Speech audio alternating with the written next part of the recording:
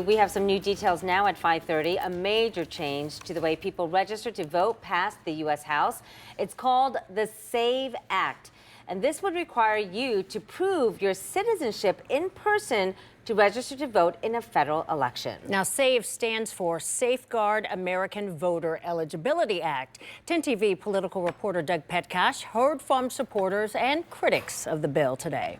Early voting is underway here at the Franklin County Board of Elections for the May primary special election. The SAVE Act is still working its way through Congress, so it has no effect on what's going on here, but it could impact future federal elections if it becomes law.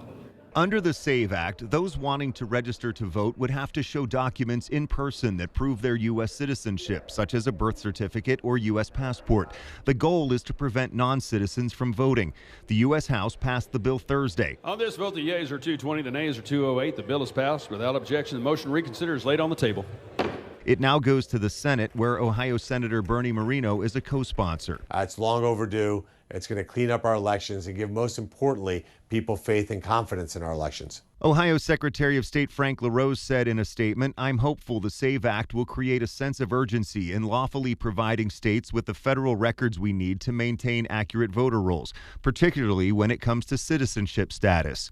But critics say it will make it harder to vote.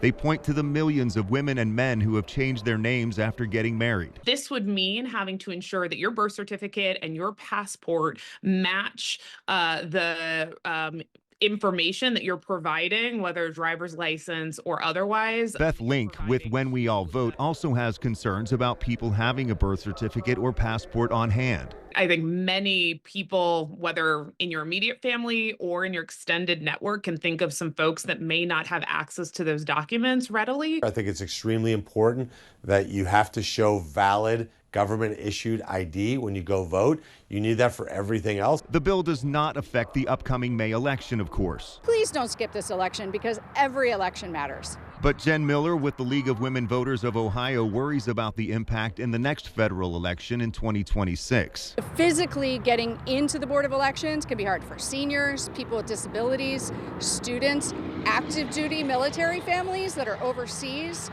Voters we talked to think the current system works well. So if somebody come out and tell me that the system is broke, then maybe I might consider it, but right now I don't think it's broke. I think it's an effort to control voting.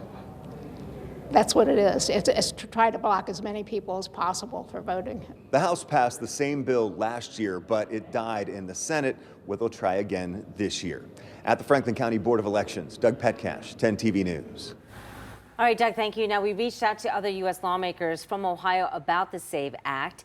In a statement, Congresswoman Joyce Beatty said House Republicans' extreme voter suppression bill, the SAVE Act, doesn't, quote, save anything. Instead, it seeks to silence the voices of millions of Americans, especially women, people of color, and low-income communities by making it harder to vote. We also heard from Congressman Mike Carey, who said this, quote, "The SAVE Act makes American elections more secure, protects Americans' ballots, and promotes greater confidence in the system."